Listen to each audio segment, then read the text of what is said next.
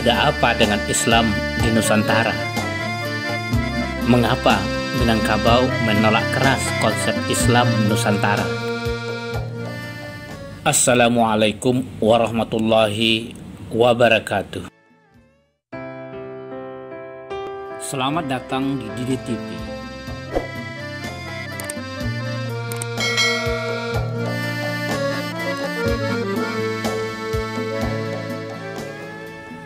Bermula dari kegundahan dan kebingungan seorang anak kemanakan Minangkabau yang lahir dan besar di rantau tentang pandangan adat Minangkabau terhadap konsep Islam Nusantara, kiranya kita perlu memperjelas dan mempertegas lebih dari sekadar menyampaikan bahwa adat Minangkabau basandi syarak basandi kitabullah, syarak mengato, adat memakai.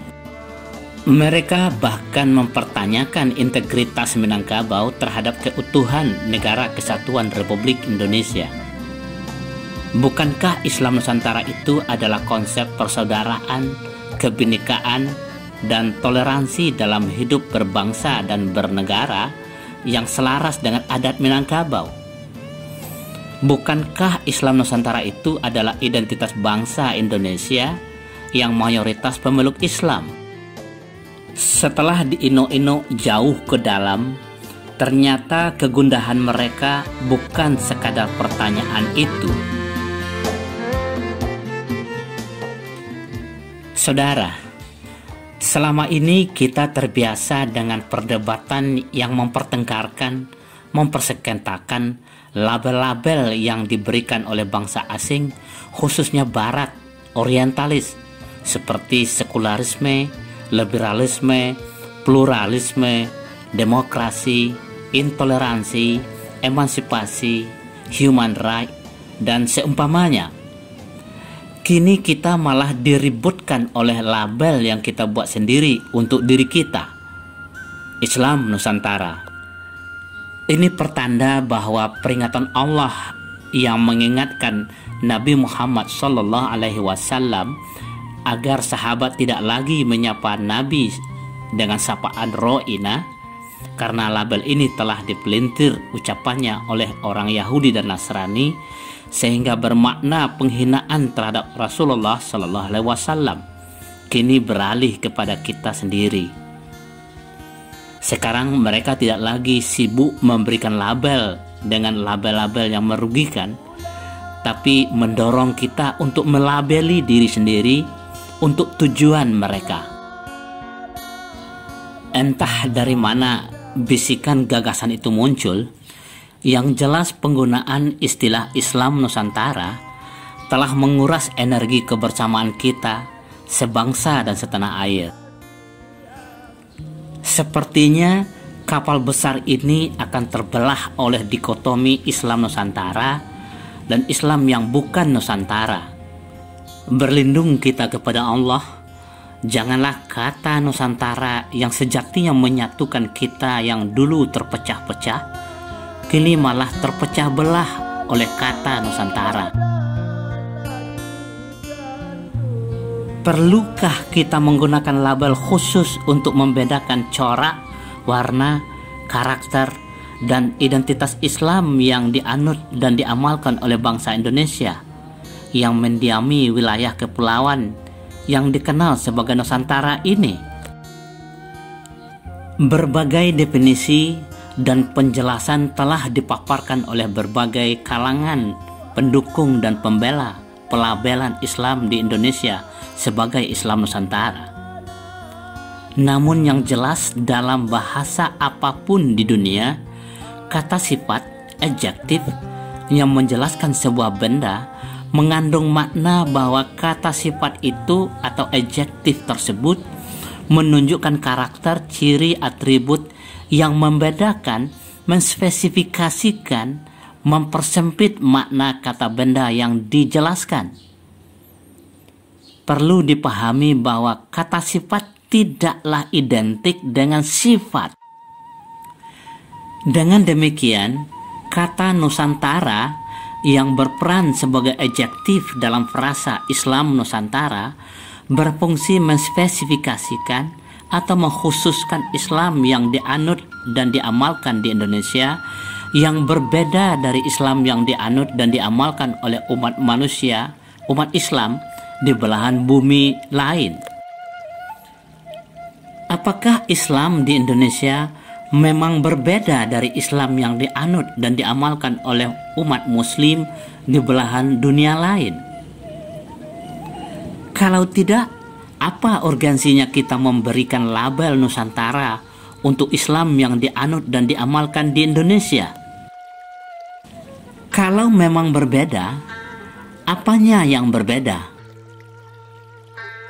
Jangan-jangan kita sudah terperangkap jebakan kaum rasionalis, sekularis, liberalis, dan pluralis yang pemikiran dan visinya jelas tidak selaras dengan Islam.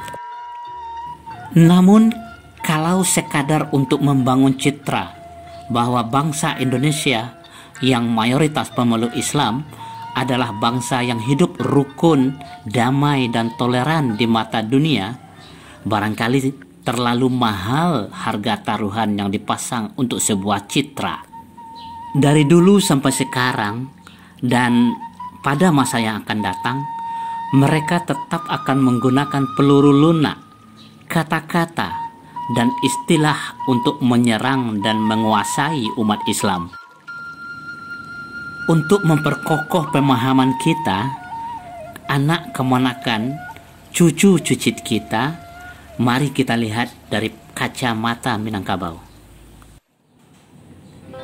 Bagi masyarakat Minangkabau, agama dalam hal ini Islam dan kebudayaan adalah satu kesatuan yang tak terpisahkan dan tidak bisa dipisahkan.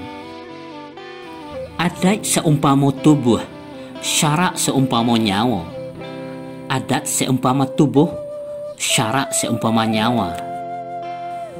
Agama bukanlah suatu yang lain, sementara adat atau kebudayaan adalah suatu yang lain lagi. Keduanya adalah satu kesatuan.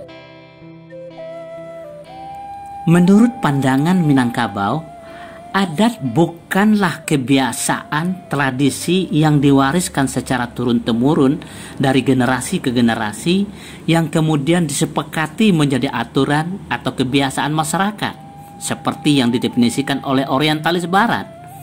Tapi ia adalah ketentuan, ketetapan, hukum dan aturan yang dikategorikan atas dua, adat yang babuha mati dan adat yang babuha sentak. Adat yang berbuhul mati mengacu ke ketentuan, hukum, aturan yang telah ditetapkan oleh Tuhan yang Maha Pencipta, yang bila diasak ia tidak akan layu, bila dicabut dia tidak akan mati. Sifatnya mutlak dan abadi. Tidak seorang pun manusia yang bisa mengubah, menyesuaikan dengan buatan manusia. Itulah adat yang sebenarnya adat.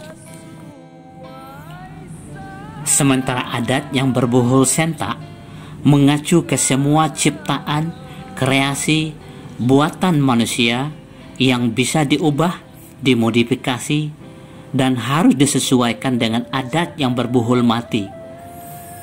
Bagi masyarakat Minangkabau, tujuan berkreasi, menciptakan, yang dikenal sebagai berkebudayaan hanyalah untuk mengabdi dan mencari keridhaan Tuhan yang Maha Esa, Maha Tinggi, dan Maha di atas segalanya, Allah Subhanahu wa Ta'ala. Oleh karena itu, semua ciptaan, kreasi, buatan manusia yang disebut kebudayaan tidak mungkin dan tidak bisa konflikasi, apalagi bertentangan dengan adat yang berbuhul mati.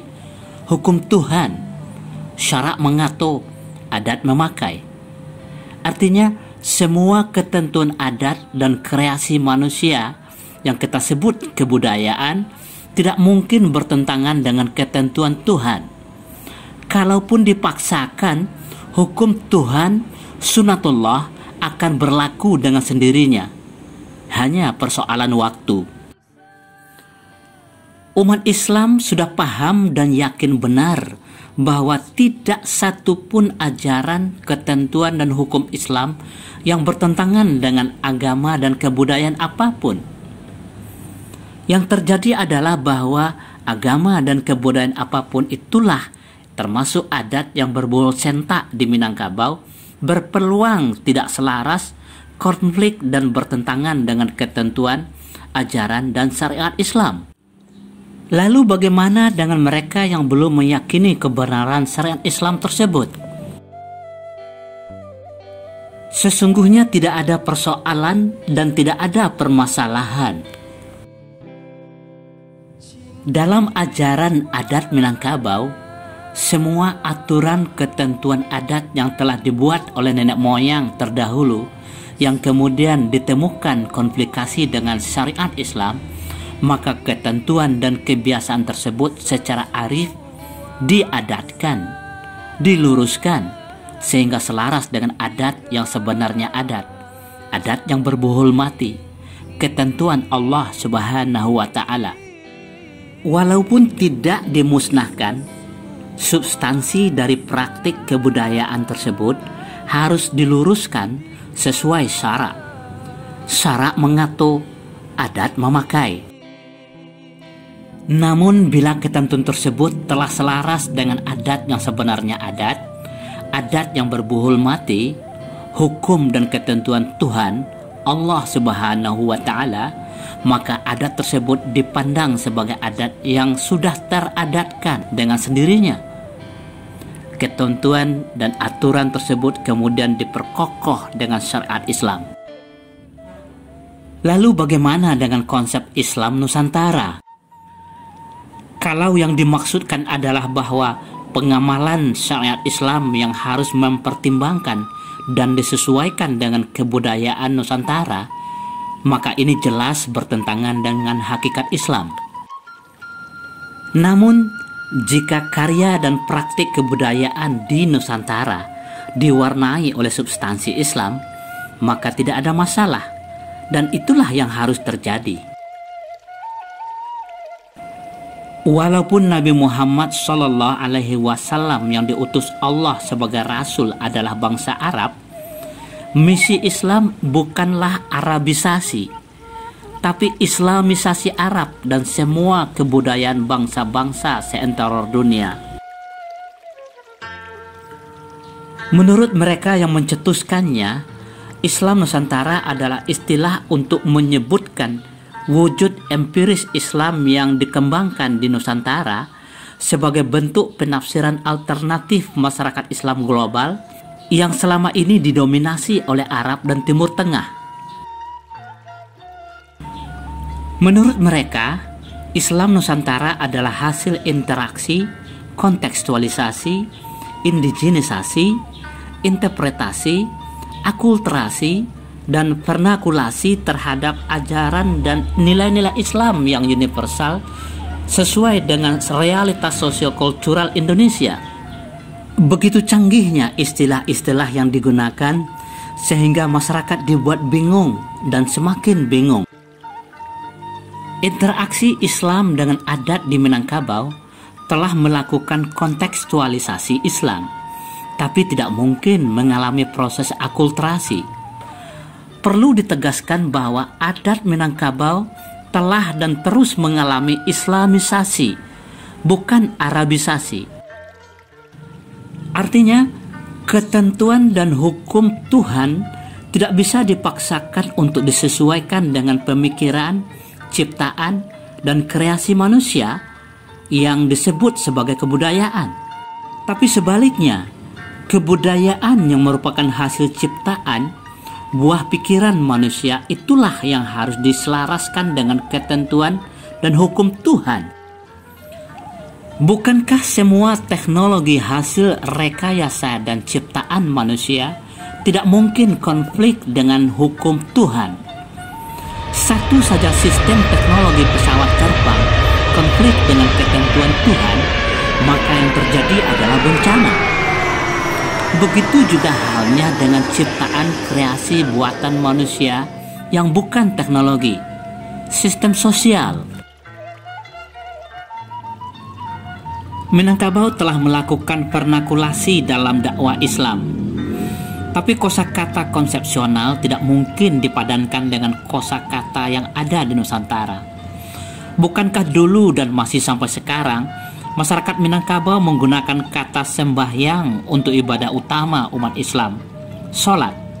Bukankah masyarakat Minangkabau dulu menggunakan kata bang atau abang untuk panggilan sholat, azan, dan banyak lagi yang lain? Namun setelah memahami bahwa kata-kata seperti sholat, zakat, haji, umroh, dan ribuan kata-kata lain memiliki muatan atau makna konsepsional, dan untuk menghindari kesalahpahaman, masyarakat Minangkabau tetap mempertahankan kata-kata asli yang digunakan di dalam Al-Quran. Perlu dipahami bahwa vernakular itu adalah bahasa pengantar, bukan kosakata atau istilah konsepsional, sehingga tidak mungkin memaksakan pemadanan kata-kata atau istilah substansial dengan kata-kata atau kosakata lokal. Namun dalam hal penyampaian, pengkomunikasian, penjelasan makna yang terdapat di dalam kosakata konsepsional, tentu Minangkabau jauh lebih vernakular dari bahasa manapun. Bahkan dakwah Islam di Minangkabau sudah terbiasa menggunakan bahasa bernilai sastra tinggi seperti petatah, petitih, pantun, bidal, gurindam, dan sejenisnya. Itulah yang telah dilakukan oleh nenek moyang Minangkabau dengan adatnya. Semua ketentuan yang telah dibuat sebelum Islam masuk yang konflik dengan syariat Islam secara harif dan perlahan diadatkan sehingga selaras dengan adat yang sebenarnya adat. Syarak, hukum Tuhan, memang membutuhkan waktu yang sangat panjang dan tantangan, pengalaman, dan pengorbanan yang amat pahit. Minangkabau telah berulang kali mengalami dahsyatnya fitnah, adu domba, provokasi, penyebaran kebencian, dan sebagainya, baik yang dilakukan secara frontal, terang-terangan, maupun yang dilakukan secara halus, akademis, dan intelektual. Ternyata itulah cara Allah memperkokoh keyakinan masyarakat Minangkabau untuk istiqomah dengan pilihan jalan hidupnya yang fana menuju Tuhan yang baqo. Semoga uraian singkat ini kembali memperkokoh keyakinan anak kemanakan, cucu cicit Minangkabau untuk tetap hidup harmonis dan toleran dalam berkeragaman, hidup berbangsa dan bernegara, bertanah air Indonesia, Nusantara yang Islami.